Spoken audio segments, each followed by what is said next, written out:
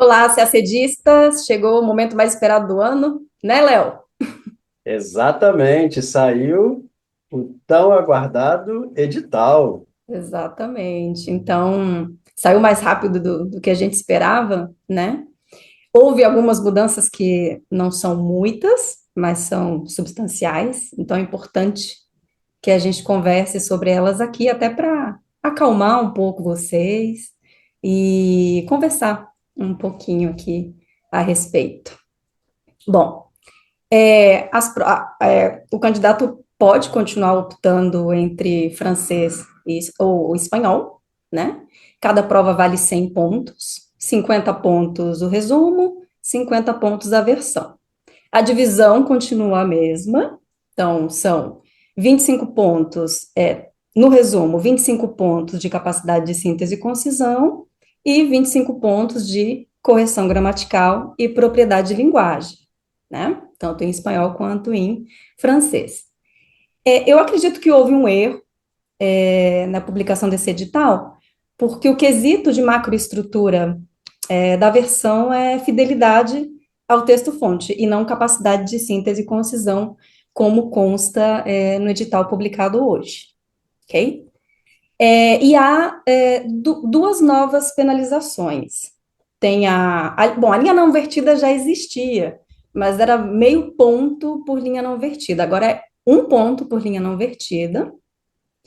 E a nova penalização é por omissão. Então, é sobre isso que a gente vai conversar hoje aqui, tá? É importante a gente falar sobre essas, porque né, deve estar todo mundo apavorado. Meu Deus, omissão, o que que eu posso omitir, o que que eu não posso omitir? Tem dois tipos de omissão, né? Ali no edital. Eu vou até compartilhar aqui com vocês. Vamos lá, aqui, ó. Letra E. Será apenada cada omissão observada na versão, deduzindo-se da pontuação atribuída à versão, meio ponto para cada omissão de substantivo comum, verbo ou texto pequeno que não prejudique a compreensão do texto de chegada, e um ponto para cada omissão de período ou de trecho que prejudique a compreensão do texto de chegada, tá? Então, vamos classificar como erro, uma omissão simples e uma omissão grave, tá? Então, nessa omissão simples, não dá para omitir essas palavras, mesmo que não prejudiquem, a mensagem de chegada, essas palavras não podem ser omitidas, né? Essa é uma mudança drástica, é uma mudança substancial. Né? Então, eles realmente podem penalizar o candidato por deixar de traduzir uma palavra, tá? É, essa outra penalização grave, realmente, assim, prejudica a mensagem de chegada. Então, ela é uma penalização que, digamos que a gente concorda, né? Você quer comentar?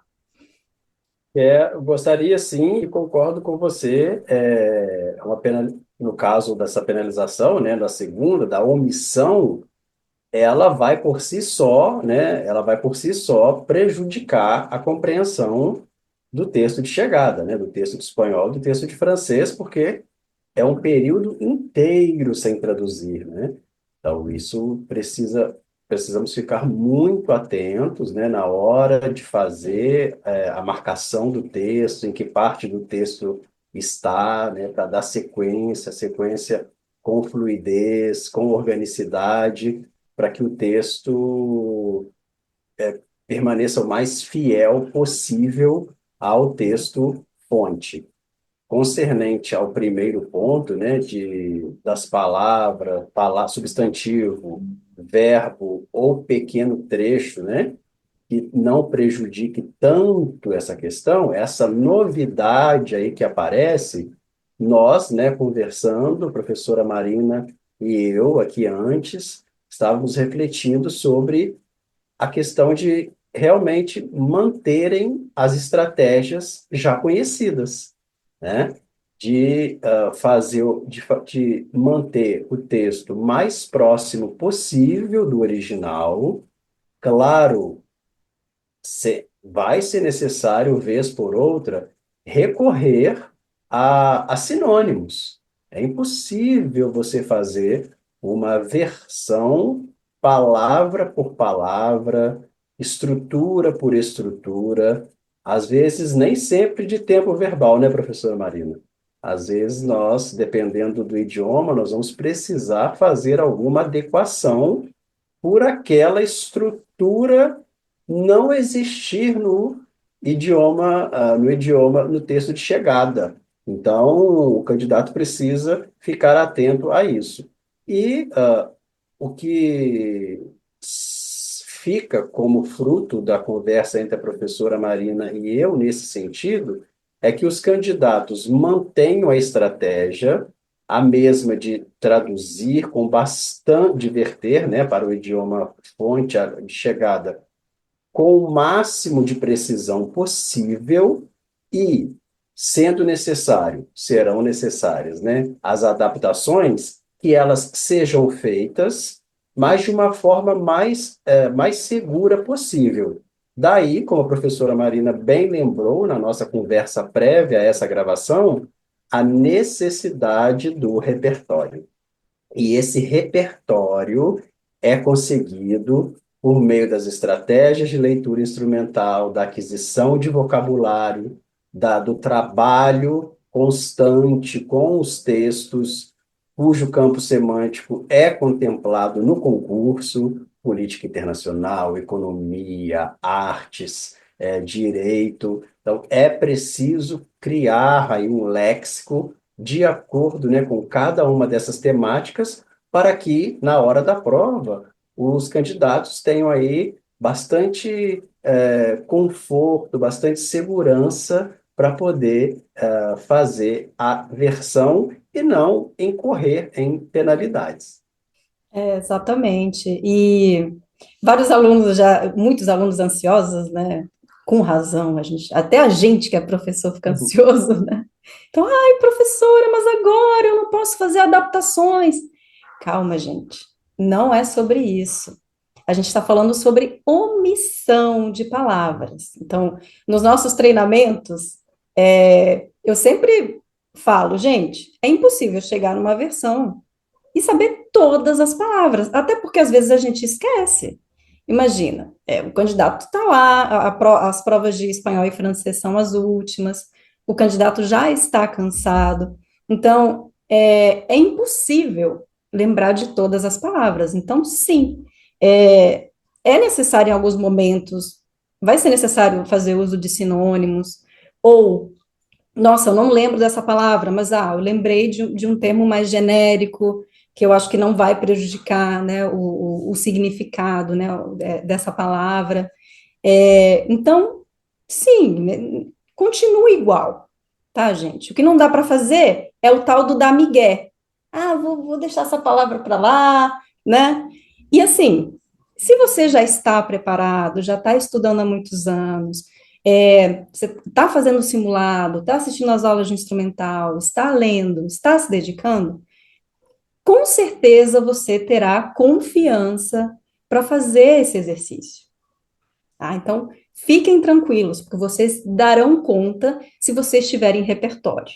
Né? Nem um tradutor profissional vai chegar numa prova sem nenhuma ferramenta de pesquisa e saber todas as palavras de um texto, tá, gente? Então, não se apavorem, tá? Vamos tentar não omitir, é claro que assim, agora o foco, agora a preocupação é muito maior. Então, o treinamento deve ser direcionado nesse sentido. Mas, sem pânico, não criemos pânico, continuemos estudando, continuemos aumentando nosso repertório, tá? E é isso, tá? E outra preocupação que eu estava até conversando com o Léo aqui é a questão das linhas não vertidas, tá? Então, só para que fique mais nítido para vocês, vamos supor, o resumo, ele deve ter um mínimo de 30 linhas e um máximo de 60, tá? Se o candidato fizer um texto de 29 linhas, vai perder um ponto.